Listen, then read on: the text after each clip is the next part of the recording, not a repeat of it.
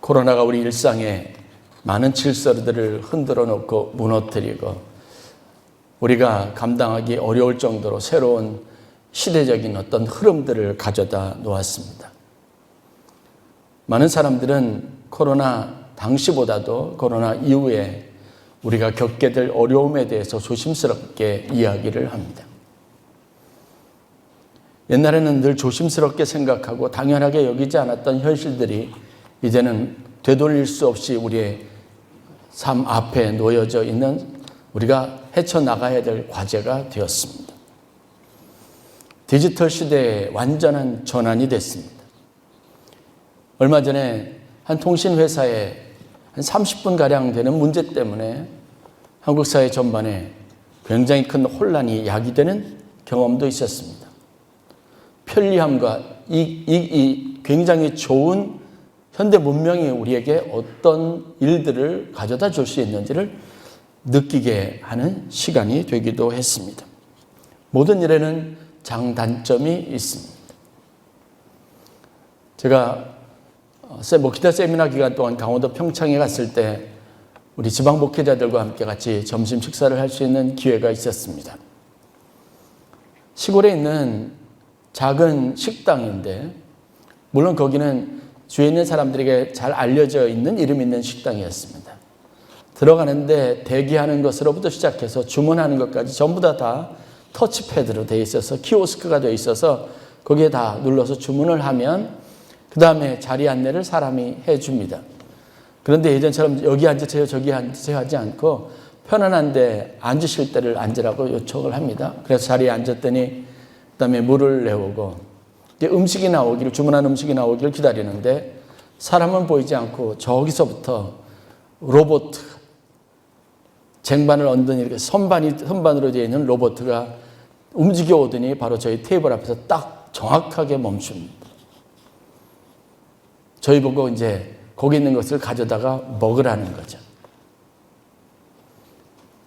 이제는 강원도의 평범한 시골 마을에서도 AI 기술이나 로봇에 의해서 주문이 완성이 되는 이런 특별한 시대를 살아가고 있습니다. 스마트해졌다고 하는데 스마트해졌다고 해서 모든 것이 다 좋은 것은 아닙니다. 코로나 시대 이후에 교회가 어떻게 될까 염려하는 소리가 굉장히 많이 있습니다. 예배에 나오지 않는 것이 이제는 익숙해져서 다시 나오라 그러면 그걸 굉장히 불편하게 생각할 거다라고 말합니다. 저도 동감합니다. 목사님들 중에도 예배를 가정에서 드렸던 분들이 있는데 그분들이 얘기합니다. 갑자기 현장에서 다시 예배를 드리려니 그거 참 힘들더라고요. 왜냐하면 집에서 처음 한 주, 두 주 때는 넥타이도 매고 양복도 입고 예배를 드리다가 꼭 이렇게까지 할 필요가 있나 싶어서 이제는 가벼운 추리닝 입고 예배 드리고 그것이 익숙하다가 다시 주일날 아침에 일찍 옷매무실을 새롭게 하고 교회 가서 사람들도 없는데 혼자 예배를 하려니 그것처럼 힘들고 어려운 것이 없다고 말합니다. 아마 우리에게 말로 할 수는 없지만 이미 익숙해져 있는 부분이기도 합니다. 가정에서 예배드리는 것이 코로나 시대에 어쩔 수 없는 우리의 운명이었지만 이 시대가 지나서 대면 예배가 정상화될 때 과연 선뜻 처음 그랬던 마음처럼 빨리 교회 가고 싶다. 사람들이 보고 싶다. 어떤 권사님 만나고 싶다. 같이 밥 먹던 때가 그립다. 이런 마음이 그대로 다시 생겨날 것인가 라고 의문을 제기해보면 거의 대부분이 아니요라고 대답할 상황 가운데 이르게 됐습니다. 지난 2년이 우리에게 가져다 준 변화가 거부할 수 없는 변화가 참 많이 있습니다. 갑자기 이제 코로나 일상의 회복을 위한 단계로의 전환이 다음 주부터 이루어지는데 그렇다고 우리가 갑자기 하루아침에 모든 것이 다 예전으로 돌아갈 수는 없습니다. 많은 사람들의 이야기처럼 코로나 이전으로의 복귀는 없습니다. 어쨌든 새로운 패턴에 새로운 일들, 당황스러운 새로운 상황들과 직면하게 될 것이고 여러분들은 거기에서 끊임없이 신앙적인 고민을 해야 합니다. 저는 그에게 여러분들과 함께 그런 상황 속에서 우리가 과연 어떤 신앙인의 자세로 어떤 마음과 각오를 가지고 살아갈 것인가 하는 물음에 대해서 진지하게 고민하고 성경이 우리에게 가르쳐주는 진리의 인도하심을 받기를 주의 이름으로 간절히 축원하면서 여러분들이 그런 삶을 살기로 그렇게 교훈하고 싶습니다. 그러나 아무리 힘들고 어렵고 교회 여러 가지 상황들이 녹록치 않아서 이 모든 것이 정상화되고 이전보다 더 교회가 성장할 수 있는 길이 막혀져 버린 이런 암담한 상황 속에서도 우리가 가져야 될 소망이 한 가지가 있습니다. 그것은 무엇이냐면 바로 아무리 디지털 고도화된 문명이라도 사람의 감정적인 부분은 마음대로 할 수 없다는 사실에 착안을 둔 내용입니다. 교회는 여러분 앞으로 더 큰 기회를 신앙적인 도전 앞에서 더 큰 영적 부흥의 계기를 맞이하게 될 것이라고 믿습니다. 왜냐? 우리 일상에서 많은 건조해지고 몸이 건조해지고 사람들과의 사이 관계 무너지고 단절되어져 있는 일상 속에서 우리는 더 사람들의 따뜻한 손길, 사람과의 아름다운 교제와 나눔에 대한 그런 간절함이 커져갈 가능성이 있기 때문에 그렇습니다. 그리고 그것이 있어야 우리가 살아가는 것이 되는 거고 인간으로서 삶의 보람을 느낄 수 있기 때문에 그렇습니다. 그래서 저는 여기에서 절망을 얘기하기보다 이제 우리가 맞이하게 될 새로운 교회의 기회, 복음과 선교의 새로운 기회와 그 문에 열린 문에 대해서 여러분들과 함께 이야기를 나누려고 합니다. 인간과 인간의 감정은 마음은 마음대로 다룰 수 없습니다. 여러분 이미 로봇들에게 일자리를 빼앗기고 해고된 사람들, 그래서 조심스럽게 자영업을 시작한 사람들이 참 많이 있습니다. 산업의 기반을 두고 생산에 뿌리를 둔 모든 산업 기반은 이제 더 이상 돈벌이의 중요한 수단이 되지 못합니다. 세계 자산 규모로 큰 10대 기업만 보더라도 그중에 생산성을 기반으로 제품의 생산을 기반으로 둔 회사는 더 이상 이제는 랭킹 안에 들지 못합니다. 전부 디지털의 시대에 신지식 AI나 이런 온라인에 기반을 둔 그런 기업들이 세계의 가장 큰 자산을 소유한 기업들이 되고 있습니다. 이제 작은 교회들은 문을 닫을 거라고 말합니다. 주목할 만한 것은 큰 교회들, 대형 교회들, 미디어를 자유롭게 활용하고 좋은 설비와 장치들을 가질 수 있는 교회는 이제 그들만이 이제 TV 프로그램에 단편적으로 우리가 방송을 송출하지 않더라도 그들만의 TV를 가지고 미디어 제작 환경을 가지고 많은 사람들을 흡입할 수 있고 끌어들일 수 있는 그런 새로운 미디어 교회를 오픈하기 시작했고 그쪽으로 사람들의 쏠림 현상이 나타나고 있습니다. 그렇다 치더라도 그러한 교회가 그런 사회가 줄 수 없는 것이 있습니다. 그것이 뭐냐면 사람과 사람 사이에 주고받는 복음의 향기입니다. 공감은 하나님이 교회에 주신 가장 중요한 사명이고 교회가 가질 수 있는 최고의 강점입니다. 성경에 있는 이야기들을 여러분 자세히 살펴보십시오. 그것을 오늘 요즘 현대식 어떤 인문학적인 기반을 두고 표현하면 성경의 모든 이야기는 공감과 소통의 이야기입니다.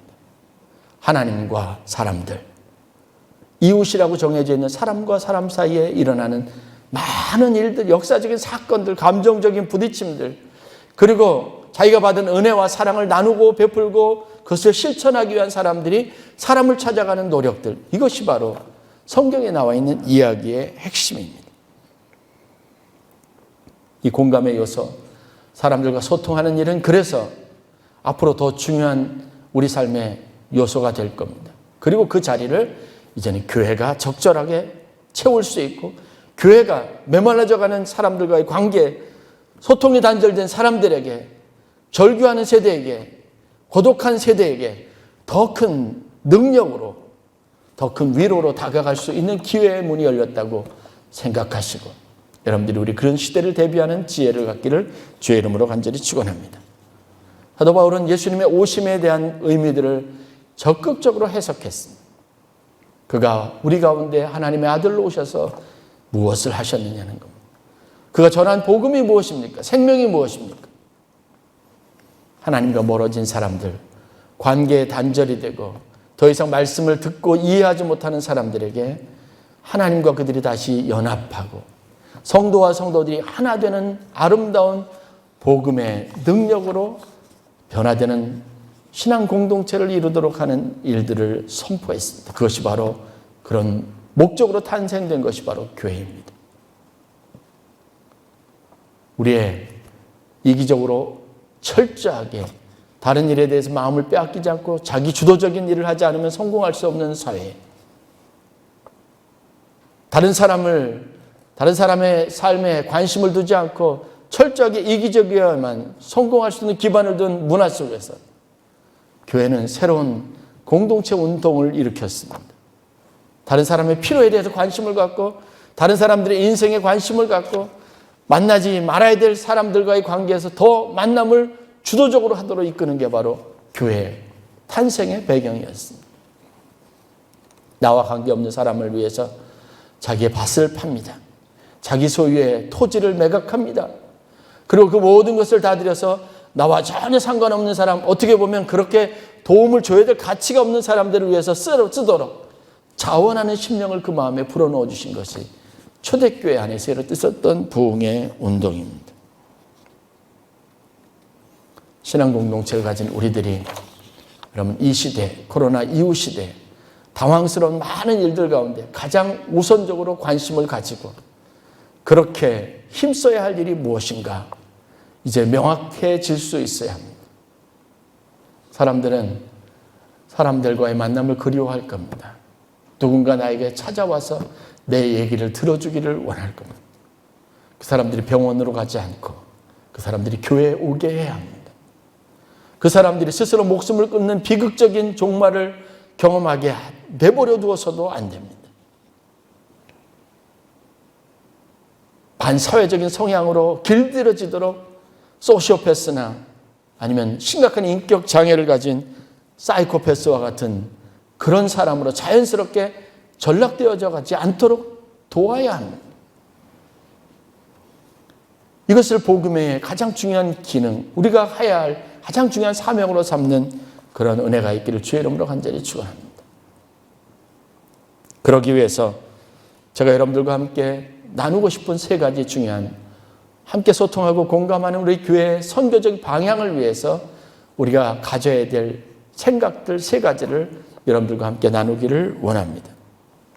첫 번째는 하나님은 늘 우리 마음을 있는 그대로 받기를 원한다는 사실을 알아야 합니다. 즉 하나님 앞에서 하나님과의 관계 안에서 우리 마음의 위로가 또 우리 마음에 새 힘이 부어질 수 있다는 사실을 늘 기억하고 또 그 사실을 믿음으로 삼을 수 있어야 될 줄로 믿습니다. 그래요. 사람들은 우리의 기대에 배신할 수 있습니다. 그러나 하나님은 반드시 내 마음을 아시고 내 마음 깊은 곳에 있는 소원까지도 헤아리시는 분이라는 사실을 믿으시기를 바랍니다. 힘들고 외롭고 고독감이 있을 때 다른 것을 찾기보다 여러분 하나님 앞에 나아가 십자가 앞에 나아가 무릎 꿇고 기도하시기를 바랍니다. 정신이 이상해지고 우울감이 확대되는 이 어쩔 수 없는 현실 속에서 살아가고 있습니다. 아무도 내 마음을 알아주지 않고 받아주지 않는 절망스러운 그런 상황들 속에 있습니다. 그러나 그대로 여러분들 방치하지 마시고 하나님 앞에 나가야 합니다. 그래서 저는 새로운 신앙운동이 우리에게 필요하다고 봅니다. 이제는 더 소리 높여 찬양해야 합니다. 내 소리를 높여서 하나님을 손을 들고 찬양하며 하나님이 주시는 위로를 경험해야 합니다. 내 손끝에서 전달되는 하나님을 향한 간절한 마음의 기도와 소원이 하늘에 닿는 이 아름다운 교제의 장으로 여러분들이 나갈 수 있어요. 속으로만 다른 사람 듣지 않도록 해야 될 기도가 아니라 이제는 부르짖는 기도가 필요한 시대가 됐습니다. 하나님과의 관계에서 중요한 것이 있습니다. 바로 하나님은 우리 있는 그대로를 늘 언제나 받으신다는 겁니다. 성경에 예수님의 공생의 사역에서 발견할 수 있는 하나의 패턴이 바로 그겁니다. 예수님은 자신을 찾아와서 먼저 손을 내미는 사람을 손을 잡아줬습니다. 이것 때문에 스캔들이 생겼습니다. 주위에서 이것을 바라보던 사람은 저 사람에게 주님이 메시아라고 자칭하는 분이, 하나님의 거룩한 율법을 지키는 분이 저 사람에게 손을 내밀는 사람에게 손을 잡아주는 것, 치유하는 것은 도저히 있을 수 없다라고 말합니다. 왜냐하면 저 사람이 누군지 아니까요. 저 사람이 어떤 삶을 살았으며 어떤 일을 행했는지를 다 알고 있기 때문에 그렇습니다. 자격 여부를 따졌습니다.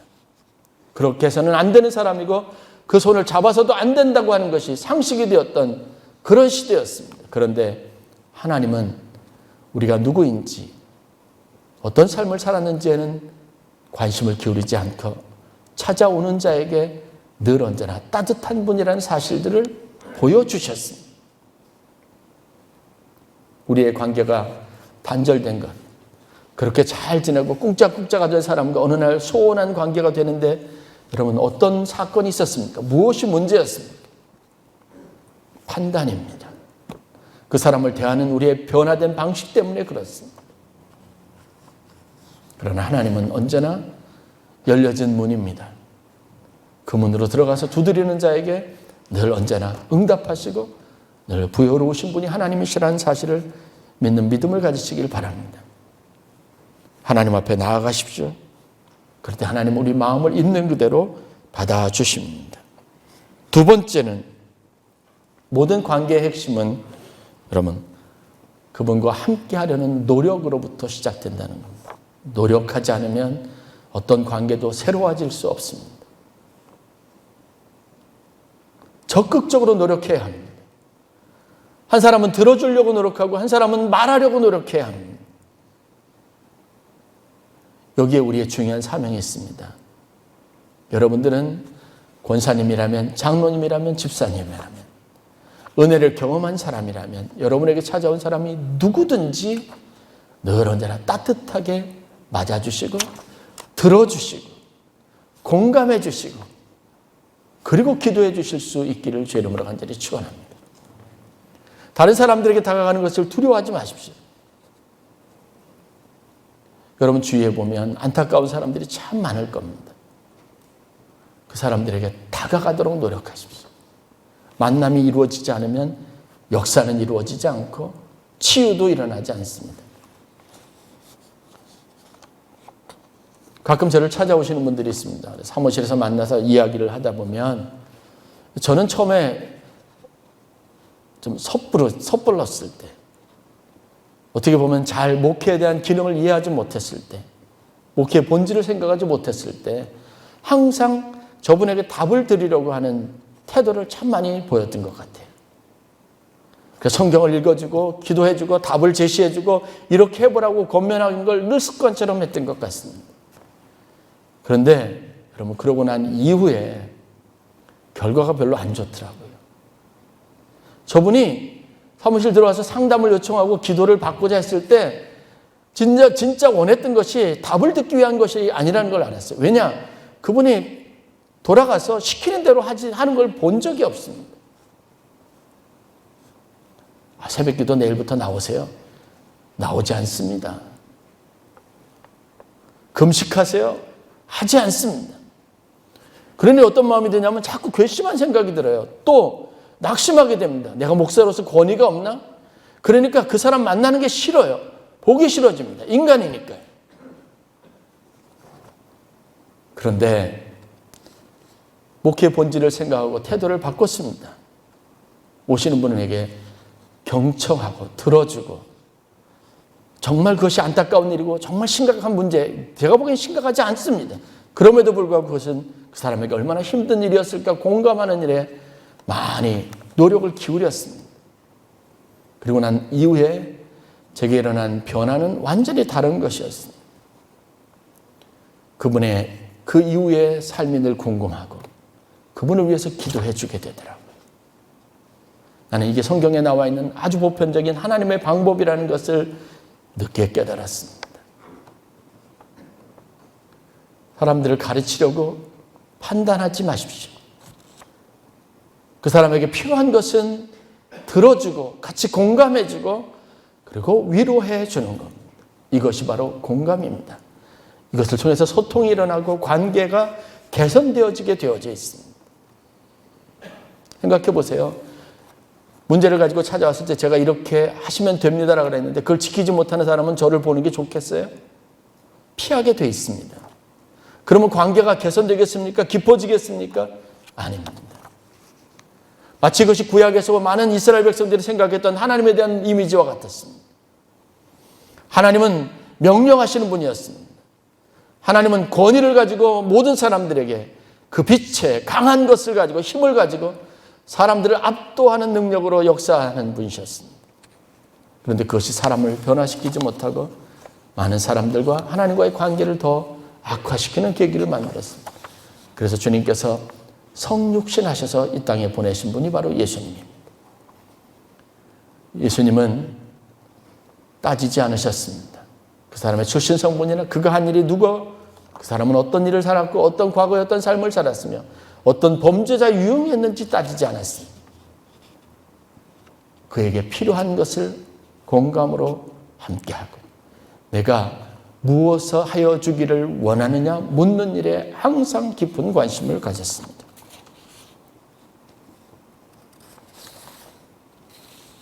이것이 바로 하나님의 역사입니다. 이것이 바로 하나님의 방식입니다. 노력해야 합니다. 하나님과 소통하려고 노력하고 사람들과 소통하려고 노력해야 여러분 우리의 삶이 밝아질 수 있고 삶의 생기와 활력을 얻을 수 있습니다. 마지막 세 번째, 우리에게 가장 중요한 것을, 가장 중요한 행동 요령에 대해서, 방법에 대해서 사도 바울이 우리에게 가르쳐주는 교훈에 귀를 기울일 필요가 있습니다. 그것은 우는 자와 함께 울어주고 즐거워하는 자와 함께 즐거워하는 것입니다. 여러분 이제부터 우리가 이것을 실천하는 성도와 교회 공동체가 되어야 될 줄로 믿습니다. 어떻게 저 사람들과 공감할까? 어떻게 사람들과 소통할까? 여러분 다른 복잡한 방식의 어떤 인문학적인 소양에 그 답이 있지 않습니다. 저 사람이 슬퍼하고 울면 같이 울어주면 됩니다. 저 사람이 즐거워하면 무엇 때문에 그런지 몰라도 그 즐거움을 함께 해주는 것이 필요합니다. 아주 기본적이고 상식적인 이야기인 것 같지만 여기에 가장 중요한 여러분 인간관계의 모든 기술이 다 녹아져 있습니다. 우리가 받아온 도움, 우리가 가지고 있는 영적인, 신앙적인, 심리적인 모든 문제의 해결이 바로 여기에 있었습니다. 우리가 실천하지 못할 뿐입니다. 왜냐하면 쉽지 않기 때문에 그렇습니다.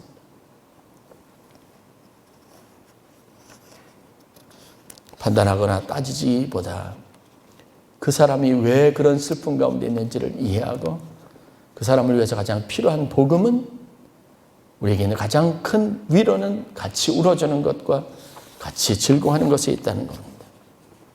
그것이 나를 생각하지 않고 상대방 이웃을 생각하는 마음입니다. 선한 사마리아는 그런 성향을 가진 사람이었고 그런 마음으로 함께 했습니다.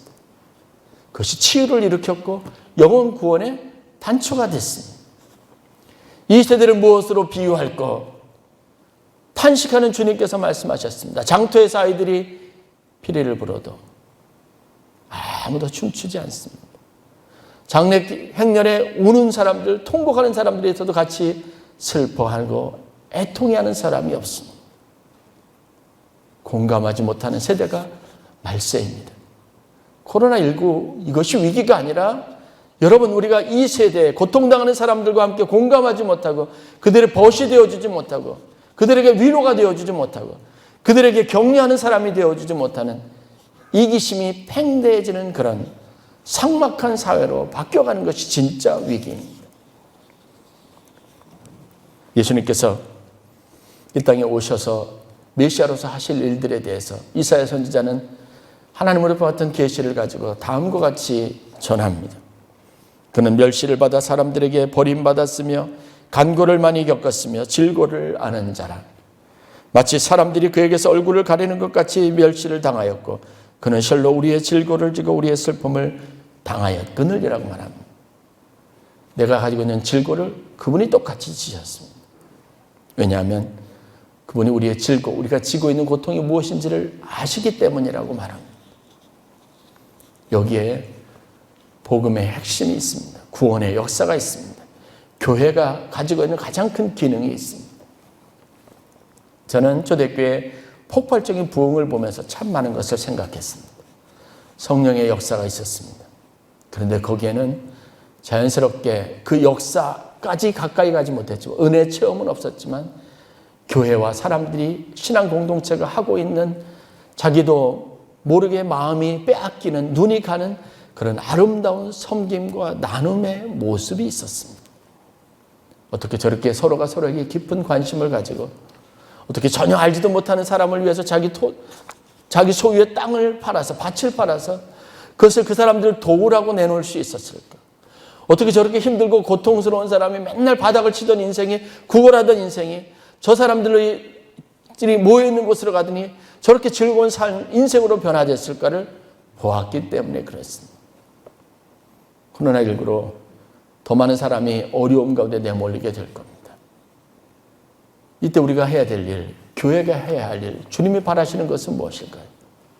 따뜻한 위로를 전하는 겁니다. 제가 감사를 맡으면서 코로나 일상회복 단계로 전환되어서 저희 지방 교역자 가족들을 위해서 11월 7일, 8일 1박 2일 동안 교역자 수양회를 계획을 했습니다. 많은 예산을 드리는 겁니다. 제가 또 기부하기도 하고 또 여러 가지 많은 교회들이 도와서 이 일을 하는데, 생각보다 많은 사람들이 참석을 여부를 밝힌 거예요. 100명이 모입니다. 저희 지방에. 아이들까지 다 모이겠습니다. 지방 행사들이 늘 직장에 다니는 사모님들이 있어서 모임이 잘 되지 않아서 사모님들끼리 서로 알지도 못하는데, 제가 그것들을 배려해서 주일날 저녁부터 월요일날까지 진행하는 프로그램을 계획을 했습니다. 코로나 동안 많이 힘들었던 사람들, 지쳤던 사람들, 월세 걱정하느라고, 여러분 사모님들이 나가서 일하고 싶겠어요? 비난할 수 없습니다. 그렇게 벌어서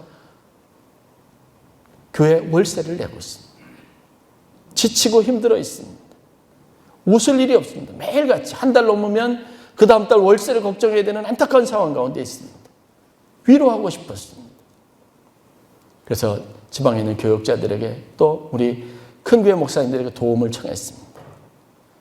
우리가 많은 것으로 주지 못하더라도 이분들에게 따뜻하게 위로하는 시간이 됐으면 좋겠다고 했습니다. 그랬더니 많은 분들이 동참합니다. 제가 감사하니까 이분들을 위해서 아이들서부터 시작해서 어른까지 다 선물을 좀 많이 주고 싶었어요. 그런 얘기를 꺼냈더니 집사님 한 분이 자기가 선물을 내놓겠다고 하셨어요. 제주도 왕복 2인 항공권을 내놓으셨어요. 그러니 어떤 분은 스타벅스 상품권을, 5만 원짜리 상품권을 5개를 내놓으시면서 누군가 경품 타가지고 가져갈 수 있게 해달라고 말합니다. 여러분, 많은 것으로 할 수 있는 게 아니에요. 누군가 이럴 때 우리를 알고 고생한 우리를 위로하고 이해하고 있다는 것 자체가 여러분 굉장히 큰 효과가 있습니다. 어떤 분은 쌀을 내놓겠다고 합니다. 그래서 어려운 교회 사모님들, 아이들 갈 수 있도록 아이들에게 저는 용돈도 줄 생각입니다. 많은 것이 할 수 있는 게 아닙니다. 서로를 생각하는 따뜻한 배려와, 그리고 그들과 함께 하고 싶다는 것, 우리와 함께 이 어려움을 이겨내자고 하는 마음에서 비롯되는 겁니다. 여러분 혹시 생각 있으신 분이 있으면 조그만 선물이라도 하나씩 내놓으시면 제가 다 가져가서 여러분 우리 지방 교역자들, 아이들 선물로 다 내놓겠습니다. 저는 제주도 2박 3일 호텔 숙박권을 내놓기로 했습니다. 그랬더니 신이 났어요. 목회자들 단톡방에서 서로 너무 기뻐하는 거, 감사합니다. 수많은 이모티콘이 올라오고 그래요. 얼마 되지 않는 돈입니다. 그런데 작은 것이 서로에게 주는 격려가 굉장히 많습니다. 저는 코로나 이후 성도들이 함께 모여들 때 우리 모든 성도님들이 이런 작은 따뜻한 사랑과 관심과 정을 나누는 회복이 가장 먼저 일어났으면 좋겠다는 마음을 갖습니다. 이제 우리가 어떻게 할 것인가? 복잡하지 않고 단순 명쾌한 한 가지 사실 앞에 우리가 마음의 각오를 다질 수 있어야 합니다. 우는 자들과 함께 울자. 즐거워하는 자들과 함께 즐거워하자. 바울은 그리스도인에게 대단한 것을 요구하는 게 아니라 아주 원초적이고 기본적인 것을 방법으로 제시합니다. 이것이 복음이고 이것이 예수 그리스도라고 말합니다. 그냥 우는 자가 있으면 같이 가서 이유를 알려고도 하지 말고 같이 손잡고 울어주고 가슴이라도 내어주고 즐거워하는 사람이 있으면 거기 가서 같이 웃음이라도 더 보태주고 같이 춤이라도 춰주라고 말하고 있습니다.